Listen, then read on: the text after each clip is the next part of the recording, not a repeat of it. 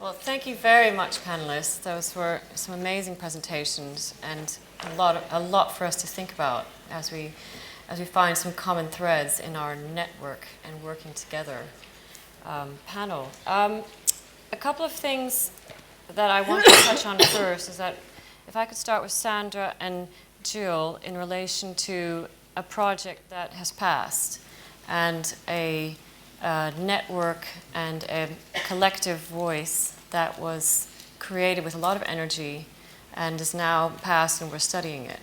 Could you tell us more about the legacy that we could still have from these projects in terms of have they inspired other projects afterwards, or was it really an example of Pavilion 1994 when it was finished and it was changed? And then also, sorry if Sandra could add to that a little bit more about the dairy project, if there was something that is still being carried on and remains today, if we can take something forward. Yeah, I mean, I think that this kind of moment is inspiring us at Pavilion now. And I think we didn't know there was a kind of almost like collective amnesia around the founding of the organisation until we did this commission last year. So it's been really interesting to sort of discover and try to understand what the conditions were of its emergence. And I think inevitably it's prompted us to think about kind of where is the marginalisation of women today, which women are being are kind of particularly struggling, and how can we challenge patriarchy, which is like obviously still really present in the art world. And we've been doing some really interesting projects that I feel would be very at home in the old Pavilion. We've been working with a group of migrant domestic workers to make a film, and I think also though another legacy is, I mean, a lot of the women who were involved in constituting the Pavilion are still around today. And it's been really nice, although it was quite a fraught process when we sort of opened up this archive and started making this film. Like it was also a really great opportunity for kind of intergenerational dialogue. And it's nice that lots of those women are still in Leeds as well. So there's been a kind of coming together there and a sort of process of exchange and consciousness raising in a way that is kind of going on, I think, which is quite interesting. Thank you. Yeah, Sandra, could I ask you? In terms of dairy camera work, I suppose it just came to a natural end. Funding ran out, people's lives changed, they acquired new responsibilities. Although they're still very much in contact as friends, and more recently the archive's been regenerated, partly through its digitisation, which only happened in the last couple of years, which was partly funded through the BT Portrait of a City project. And that was linked to Derry being the UK's first capital city of culture. So it's very much kind of been refreshed in some ways. There have been some retrospective exhibitions in Derry. There are plans to exhibit beyond Northern Ireland, but it's also been shown, for instance, as part of a larger exhibition called Picturing Derry, which took place in Berlin last year. And the people who were in camera work, as I said, they're still in contact, they're still keen to do things with the archive. Some of them went on to be artists and filmmakers, work in community arts. And the archivist who held on to the archive for all those years before digitising it is keen to work with young people today from the perspective of allegedly post-conflict society to get them to work through the images and perhaps make their own images in response. So it is very much kind of still there as a legacy. Could I ask you, does that archive have a lot of ownership from individuals? Because I noticed there weren't a lot of names on the slides of particular photographers. It seemed a very collective idea. And I mean, are there even details about who made the image? I mean, it seemed to be more about representing the woman in the image, but not necessarily the woman as photographer per se, even though you mentioned in the beginning, I believe that there were a lot of practicing women, but there was very little reference to the actual image maker. Yes, I think that's one of the issues that maybe emerges when it's a collective of women and men, although women made up the majority of the members. It's a collective, so it's catalogued according to the collective. They own the copyrights rather than an authored individual. But yeah, I agree that there are some issues there potentially with women losing their voices in the archive. Qiana, could I ask you a question leading on from your presentation? Thinking more about the fine art perspective and women practicing certainly under their own voice with their own practice in mind, you've brought us quite a group of, I would say, like-minded individuals using their body in performance and also going back to archival material and past histories and continuing to explore the past. Is that something that's come about through working as a writer and through your blog and a kind of a curator of ideas as well, that you've brought these women together, or is that a network that you have happened upon that they already knew each other, or is that something that you've created this voice for this kind of idea through your blog? Yeah, I don't think I've created it. I think in my own sort of research and in my own desire to learn more about photographers of color, which is sort of the basis of the blog, and to write a more diverse and inclusive history of photography, I've discovered their work. A few of the women photographers I do know through schools, through ICP. I went through the MFA program there, so did Nona Faustine. And through the blog as well. I've just reached out to them personally. But I have found that it's interesting that given some of the current movements within fine art photography, and some which was touched upon on a recent post on the Photo Monitor, sort of this metapicturism, new formalism movements, that there are these photographers doing this work around identity, around the body, even though, as Sunil has said earlier, we still had this conversation in the 90s, but there still is clearly a need for these images to be made and to define for, I guess, a new generation, I guess. Well, can I ask you, all three of you, in terms of how does it feel for you, the networks that you use in terms of your research and being a woman within that network? Does that feel different to what you're looking towards and looking at in the past? I mean, does it feel, we're coming up with images of confrontation, of fighting. Could you tell us a bit more about what it feels like for you now on a panel of talking about networks and working together, working in your organizations, in terms of, please lead us through how you're working your research. I mean, it is a completely different context, and at the time of Pavilion's founding, there was still lots of unions, and there was a kind of the left had sort of lots of opportunities for people to gather together, and I mean, we don't have I think it's ever starting an artists union, but it's not, we don't have those kind of basic networks. I mean, I think that we kind of strive to sort of work in partnership a lot, and to I mean, I hate the idea of networking because it seems to sort of suggest that you do that in order to sort of gain something, doesn't it, as an individual?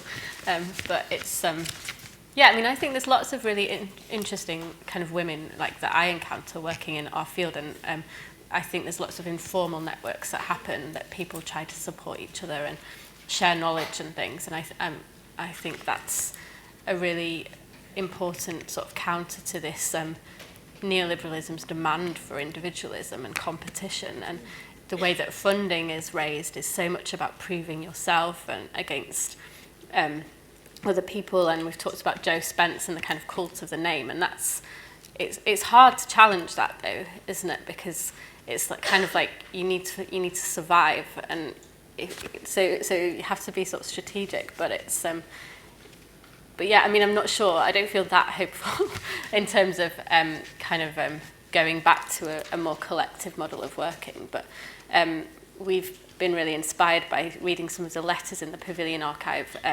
When Pavilion lost its funding, there was, in 1984, it's lost its funding lots of times since then, but there was loads of letters from women's groups, not just art groups, but all kind of different kind of political activist groups, and that were so sort of supportive and kind, and it's really nice to think of sort of trying to model that now. I think the kind of looking sort of beyond your own organisation and trying to be supportive of others. But I mean, that's a bit vague, isn't it? I don't know how. Well, I think of the collectives that I come across just through Photo Monitor, but they seem to be made up of individuals that have their own name, their own practice. They come together from what I see here, are geographic ones, like Document Scotland or A Fine Beginning from Wales, that have yet another unifying umbrella to their practice, but they still remain individuals with different output and different careers, but coming together for an exhibition strategy. So in terms of, I mean, could that be a way forward, that people come together more to really put on exhibitions, not just a group, but something that is more unified with the object of feminism and women today? Maybe not for funding, but in terms of exhibition strategies. How do you feel about that? Would you like to see more women in photography exhibitions, or is that something that we all kind of now think, oh, do we have to have one, or is it really something that we would really want to see more of? Anyone? Maybe I'd like to open it up at this point. Yeah. Go. I want to Go. make a point. Oh, sorry.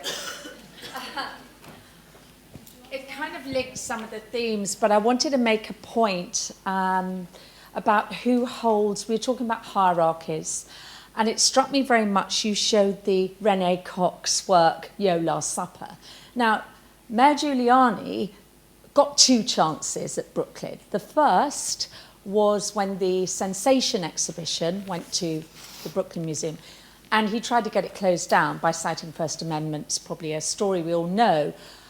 Not because of the Sam Taylor Wood, as she was then, photograph of the Last Supper with her friend Amanda Ooms in the middle of it as the figure of Christ, but the Chrysophilae Madonna, okay?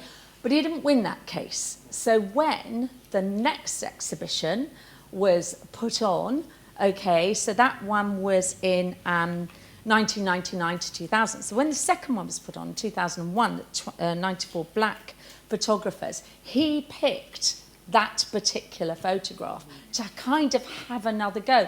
And I thought that was an interesting thing, because he had never seen the first Sensation exhibition. He saw a catalogue given to him because he heard people talking about it, read press things. So in a way, it came back to a network of people who were reporting back to him to say, oh my God, you know, have you heard about that? Now, I would suggest, and I don't know what the panel think, that the kind of network of discussion about that would be different now, because the images would probably be up there in a different way. What do you think? I mean, do you think that power is still the same as someone kind of standing up and saying, right, we've got to close it down, close it down? And is that kind of thing still the same, do you think, in the same way? I mean, it has been raised by inference in discussions, but is there still that anger about an image like that of a woman, a woman, I'm talking about a woman doing it, or a woman symbol? I don't know. It's just a question I wanted to raise. I mean, for me, from coming from New York, I feel like that attitude hasn't really lasted very long. And I saw that as more coming from a religious context, from Giuliani's point of view. And certainly he's not a very popular mayor in many opinions. So I don't think that attitude has survived. I think for me, it was more of a religious sort of argument on his side and of that time. And the Brooklyn Museum today, I don't think they would stand for something like that, honestly. So. Yeah. But there has been, what was that case recently when there was a censorship of an image of a woman with pubic hair? I mean, so women are, like, it is happening. Can I say something about networks and your view on networks, which was very much a view of networks from the left perspective? And this is, you know, and you're coming from the north, there's such a different political context. And the North has suffered a lot, and there is this, let's say, London-centric culture. But there's something about, you know, there's a poignancy about the pavilion, obviously. But, I mean, I think we need to redefine what network means. That network isn't necessarily some sort of just a neoliberalist project. That if one reinvented it, it could be a sharing of information, a mentoring. sort of idea. And in my generation too, because I also came out of a critical debate that took place from, left perspective, I had also found it very difficult to come to terms with this very idea of network, and it was always affiliated also in my mind to competitiveness and pulling one over someone else. But surely that isn't, we mustn't fix definitions. Yeah. And surely one of the great ideas of feminisms is this idea of fluidity and the fact that one can redefine terms, perhaps. Yeah, absolutely, yeah.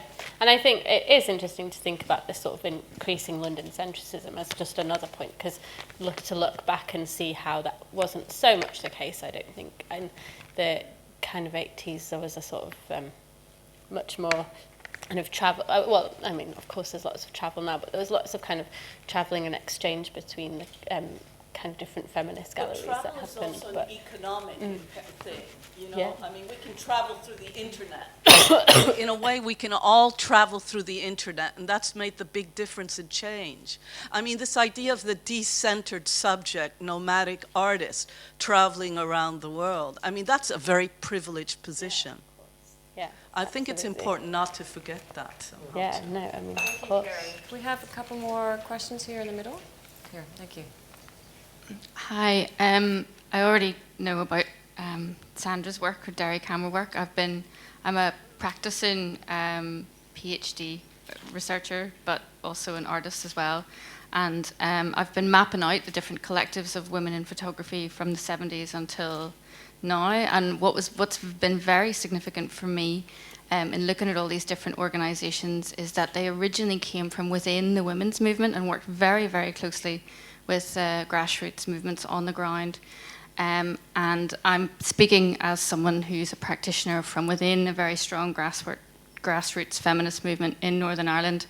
And I really feel that there's a bit of a disconnect in the larger kind of UK. Certainly I don't know about any other countries because that's where my research is based.